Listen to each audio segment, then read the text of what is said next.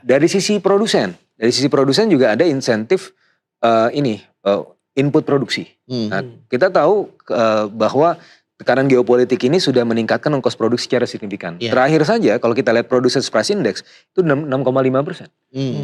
Dibandingkan dengan Consumer Price Index, inflasi kita yang diumumkan BPS setiap bulannya itu terakhir 3,34%. Jadi masih ada gapnya. Nah, si produsen ini ya kan ketika dia terlalu tinggi ongkos produksinya, maka pilihannya adalah yang di jangka pendek dia membuat kualitas dari produksinya itu menjadi mungkin lebih minimal atau kalau dari sisi kuantitas ya lebih sedikit tapi harganya nggak naik karena apa dia tahu kalau sifat di Indonesia ini untuk consumer goods terutama itu price elastic kalau harganya naik demandnya anjlok gitu kan maka dia mengabsorb itu. Nah tapi sampai kapan makanya pemerintah juga memberikan insentif untuk input produksi terutama plastik, LPG dan kemarin juga baru saja mematok harga LNG paling tinggi itu enggak 23 lagi kan sempat gue 23 US dollar per MMBTU. Itu menjadi sekarang 13 ya. Jadi berkurang hampir setengahnya. Nah ini kenapa? Ini juga sebenarnya buat kelas menengah juga. Kenapa? Karena kalau misalnya produsennya ini kelimpahan ongkos produksi, dia tidak menaikkan harga. Yang paling gampang apa? PHK. Nah PHK kan kelas menengah lagi, gitu kan. Jadi ini adalah untuk mencegah PHK ya. Makanya ini nggak kerasa, ini masih tetap, tapi kan masih tetap bekerja. Gitu kan masih tetap bekerja itu sebenarnya adalah bagian dari intervensi itu. Tapi kita juga melihat ada kelas yang kelas pekerja ini memang udah di PHK ya sekitar 55 ribu. Makanya ada program yang sekitar 4 triliun rupiah magang dan vokasi.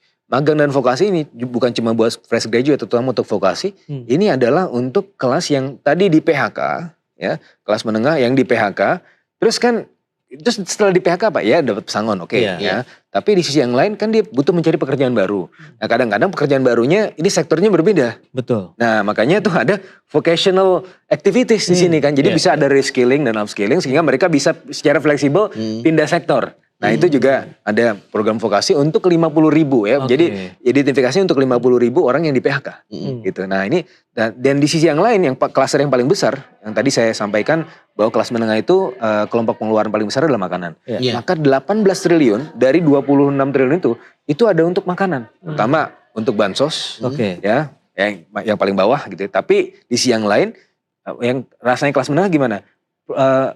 Program stabilisasi harga. Dan harga pangan terutama itu ada juga. Nah itu kan nggak kerasa tiba-tiba harganya masih segini ya.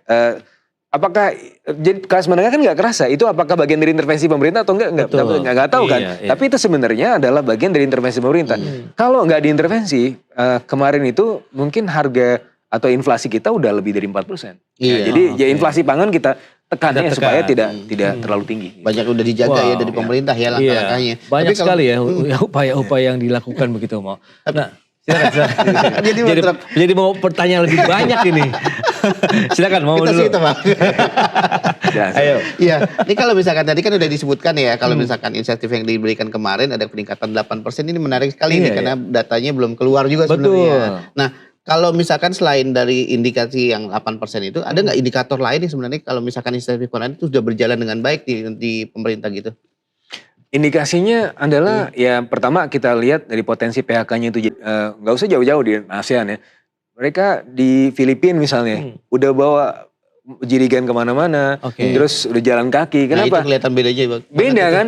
Kita kan sekarang taken for granted aja. Maksudnya yang kita lihat sekarang sebenarnya adalah bagian dari jadi Filipina udah ngantri segala macam pas kemarin. Nah ini sekarang masih bisa kita jaga. Nah tapi kita masih melihat bahwa ini belum sempurna lah gitu ya. Karena yang idealnya adalah untuk kelas menengah itu dicarikan pekerjaan formal karena memang terpaksa kondisi dan ini ya, cerita anekdotal ya. Jadi kalau saya naik transportasi darat ya, entah naik taksi atau naik yang online, itu pengemudinya tapi kan masalahnya kita kan ngomong di IDX ngomongin masalah ekonomi, ini kan berat ya isunya.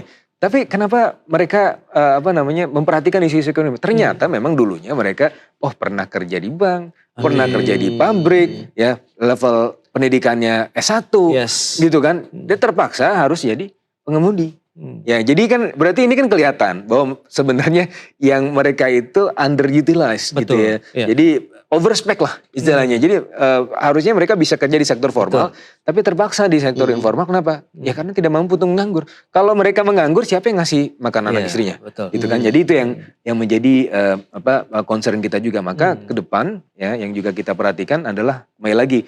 Kenapa Astacita kita buat di Astacita nomor 5 ada industrialisasi?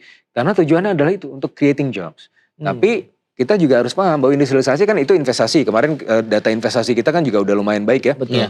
Udah sangat positif. FDI kita juga sudah tumbuh lagi. Nah artinya itu percaya investor sudah mulai tumbuh lah. Tapi di sisi yang lain investasi adalah satu hal. Tapi apakah ya secara kapasitas kita mampu nggak masyarakat kita untuk menyerap investasi itu? Nah ada beberapa kejadian misalnya ada di daerah Maluku mereka tumbuh double digit ya, secara konsisten bahkan sempat tumbuh di atas 20%. Tapi ternyata tingkat kemiskinan masih stagnan. Nah, itu yang disebut oleh Presiden sebagai paradoks. Kenapa masih tumbuh tapi ini kok nggak terutilize nih masyarakatnya kok nggak bisa kerja? Kenapa? Karena ternyata ya kita juga penting untuk meningkatkan kualitas dari sumber daya manusia. Makanya di Astacita nomor 3 itu we create jobs yes, itu targetnya. Tapi yang di nomor 4-nya adalah investasi di sumber daya manusia. Nah makanya tadi kalau kita lihat ya from cradle to grave itu salah satu yang juga bagian yang paling banyak. Tadi ada sekolah rakyat, sekolah Garuda, terus beasiswa Indonesia Pintar, ada LPDP. Nah itu sebenarnya tujuannya adalah apa? Untuk mendongkrak kualitas sumber daya manusia supaya nanti ketika investasi masuk, tapi kita bisa memanfaatkannya. Oke, itu dia masa depan ya. Nah ini bagaimana terakhir Anda melihat ke depan begitu dengan kondisi fiskal saat ini begitu, bahwa tadi komitmen pemerintah untuk bisa menjaga beragam kelas di Indonesia, dari kelas bawah, kelas menengah sampai dengan kelas atas supaya mereka bisa tetap beraktivitas, tetap bisa melakukan aktivitas ekonomi. Nah ini bagaimana Anda melihat paling tidak di sepanjang tahun ini kekuatan fiskal kita, bauran-bauran kebijakan fiskal moneter kita begitu? Ya saya memakai referensi S&P saja. S&P kemarin mempertahankan kita di level yang sama, Triple B, dan juga outlooknya tetap stabil. Ya. Padahal Moody's dan Fitch outlooknya di down ya, dari stabil ke negatif. Padahal si S&P ini kan lebih ketat dibanding yang lain. Artinya si S&P ini sudah mampu memahami bahwa selama satu semester ini ya ternyata kredibilitas fiskal kita tetap terjaga. Nah apa saja kredibilitas fiskal indikatornya? Kalau kita lihat ya, jadi dari laporan semester 1 kemarin, revenue kita 1.459 triliun. Wow. Itu tumbuhnya 21,4%. Belanja kita ya itu 1.656 triliun, tumbuhnya 17,8%. Dan S&P menggarisbawahi bahwa ternyata pertumbuhan dari revenue kita yang 21,4% itu melampaui dari pertumbuhan growth-nya. Dan kita lihat kemarin defisitnya 196 triliun itu masih 0,76%. Dibanding semester 1 tahun lalu itu 0,84%, 204 triliun rupiah. Artinya kredibilitas fiskal masih tetap terjaga. Dan bahkan ya pemerintah mengakui bahwa harus ada tambahan lagi belanja karena ada tekanan geopolitik. Dan diakui juga di laporan semester 1 dari 2,68% ke 2,85%. Jadi defisitnya di 734 triliun. Tapi S&P sudah menggarisbawahi bahwa tekanan fiskal kita sifatnya transitory karena tekanan geopolitik.